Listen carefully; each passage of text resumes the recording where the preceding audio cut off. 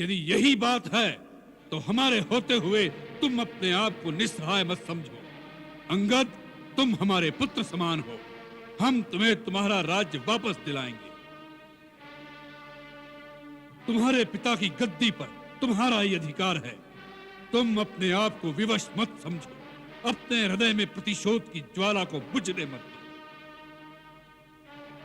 तुम राम के विश्वसनीय हो। उसका लाभ उठाकर अकेले में चुपचाप उसका वध करके अपने पिता की हत्या का बदला ले लो। यही एक वीर पुत्र का कर्तव्य है।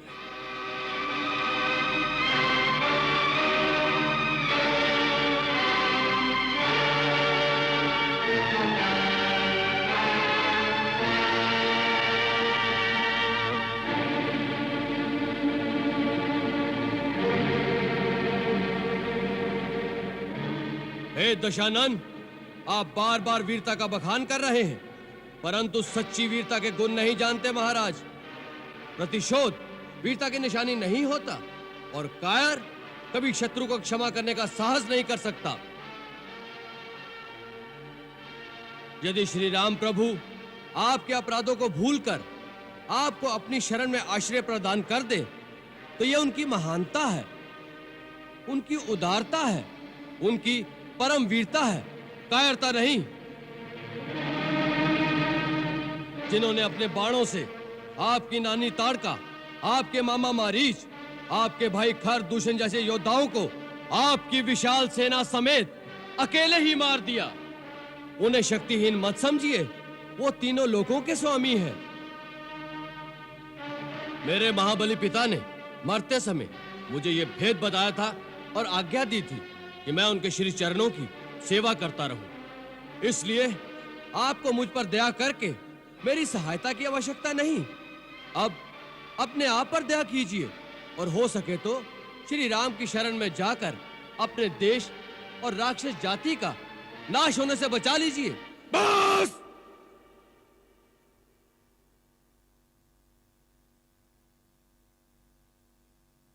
बहुत हो चुका ये प्रलाप। मतिमंद, तूने रावण की शक्तियों को नहीं पहचाना। हमारा हाथ खड़क की ओर जाता है तो आकाश में लोकपाल भय से कांपने लगते हैं। जिन भुजाओं ने स्वयं कैलाश को उठा लिया था, उन भुजाओं के फड़कने मात्र से देवता, गांधर्व और नक्षत्र भी भय से सांस रोक लेते हैं। तुम्हारी सेना में ऐसा एक योद्धा तो बताओ जिसके साथ युद्ध करने में रावण को आनंद मिले। आपने सत्य कहा, हमारी सेना में ऐसा कोई नहीं जो आपसे लड़ने में शोभा पाए। नीति कहती है कि प्रीति और बैर बराबर वालों से ही करना उचित है। आप जैसा पापी, कामी, स्त्री लोलुप जो छुपकर धोखे से पराई स्त्री को चुराता फिरे, ऐसे नीच के साथ युद्ध करके किसकी शोभा बढ़ेगी? सावधान अंगद!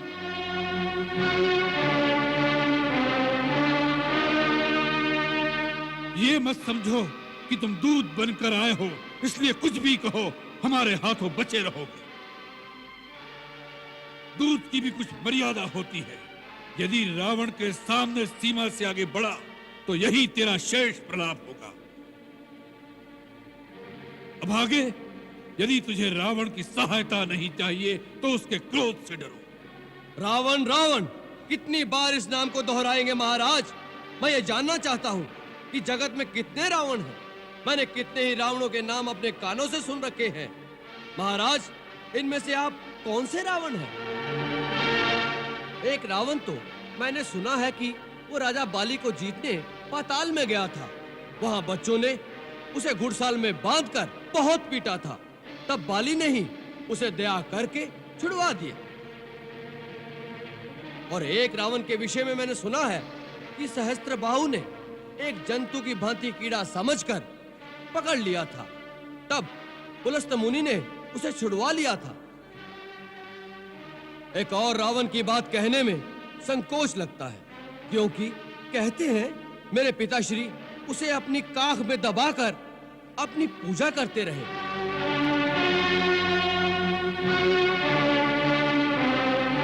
ऐसे ऐसे वीरों में से आप कौन से रावण हैं महाराज? मूर्ख! हम वही बलवान रावण हैं जिनकी भुजाओं की लीला कैलाश पर्वत जानता है। हमारी शूरवीरता को उमापति महादेव जी ने स्वीकार किया। अपने शीश रूपी पुष्प चढ़ा चढ़ाकर हमने जिसकी पूजा की। हमारी भुजाओं का पराक्रम दिक्पाल जानते हैं। हमारी छाती की कठोरता को दशों दिशाओं के हाथी जानते हैं। उन दिग्गजों के दांत इस छाती से टकरा टकरा कर टूट गए। हम वही जग प्रसिद्ध प्रतापी रावण हैं, जिसके चलने से पृथ्वी इस प्रकार डोलती है जैसे नाव में कोई हाथी सवार हो जाए। उस रावण के सामने तू उस मनुष्य राम की बात करता है। शठ, वानरों की सहायता से उसने समुद्र पर सेतु बांध लिया। यही उसकी प्रभुता है। समुद्र को तो पक्षी भी लांग लेते हैं, उससे वे सभी शूरवीर नहीं हो जाते। यदि तेरा स्वामी ऐसा ही योद्धा है तो दूत किस लिए भेजता है? शत्रु से संधि करते उसे लाज नहीं आती? महाराज, लज्जा तो केवल आपका ही गुण है। इसी लज्जा के मारे आप बार बार अपने गुण गाते नहीं थकते। हे लंकेश, राम ने डरकर मुझे एक दूत बनाकर संधि करने नहीं भेजा। श्री रघुवीर ने यह सोचकर भेजा है कि सियार को मारने से शेर की शोभा नहीं होती। इस कारण वो तुम पर दया करना चाहते हैं, परंतु तुम दया के पात्र नहीं हो। अब श्री राम की अंतिम चेतावनी तुम्हें सुनाता हूं। उन्होंने कहा है कि मैं तुम्हारे अपराधों का दंड देने लंका के द्वार पर आ गया हूं।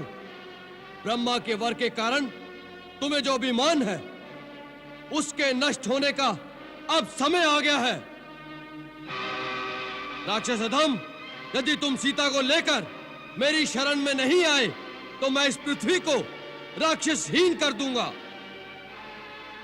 जिस बल के भरोसे तुमने छल से सीता का हरण किया है, उस बल को आज युद्ध भूमि में दिखाओ।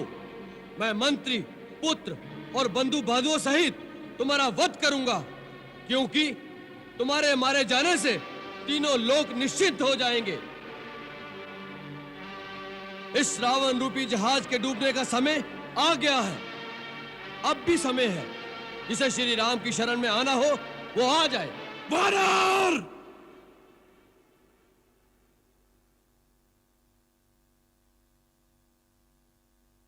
अब इसने अपने जीने का अधिकार खो दिया है। इसी सभा में इसका सिर काटकर इसे रावण की शक्ति का आभास करा दो। आज्ञा का पालन हो।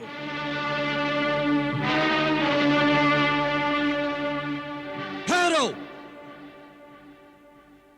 महाराज, ये बेचारे आपकी शक्ति मुझे क्या दिखाएंगे? मैं आपको अपनी शक्ति दिखाता हूं। जय श्री राम! जय श्री राम!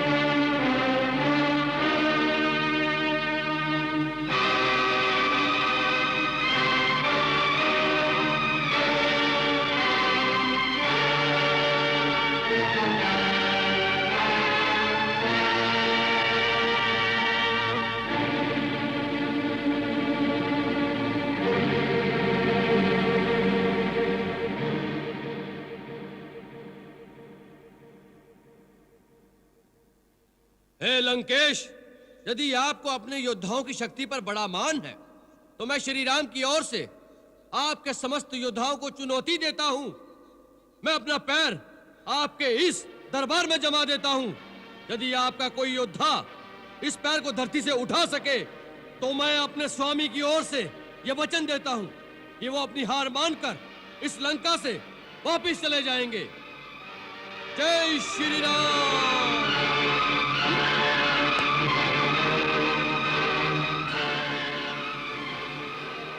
समुझ प्रताप राम कपि कोपा, सभा माझ पन करि पद रोपा। जो मम चरण सकसि सठ टारी, फिरहि राम सीता मैं हारी।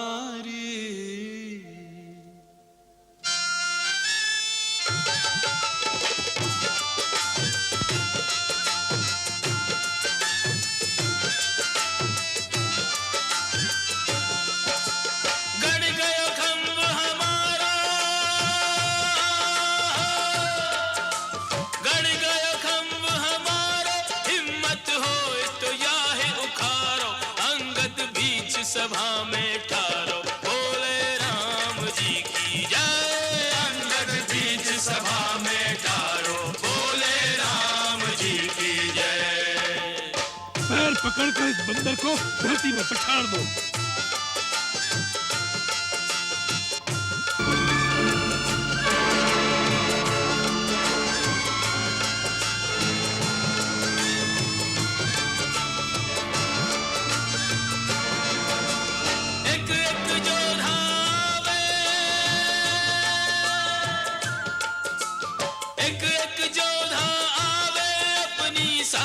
शक्ति लगावे, पग नहीं डिगे वीर मुस्कावे, रे बोले राम जी की जय। पग नहीं डिगे वीर मुस्कावे, बोले राम जी की जय।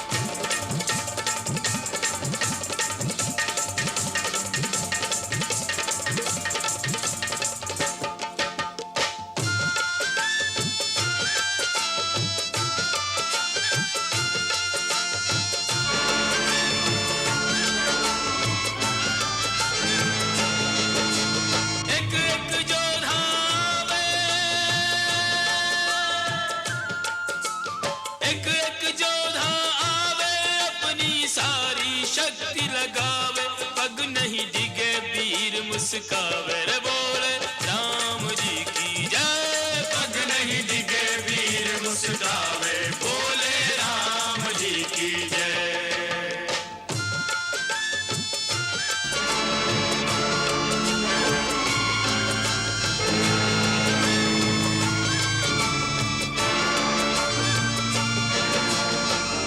इंद्रजीत आदिक बलवाना हर्ष उठे जही तेही भटनाना।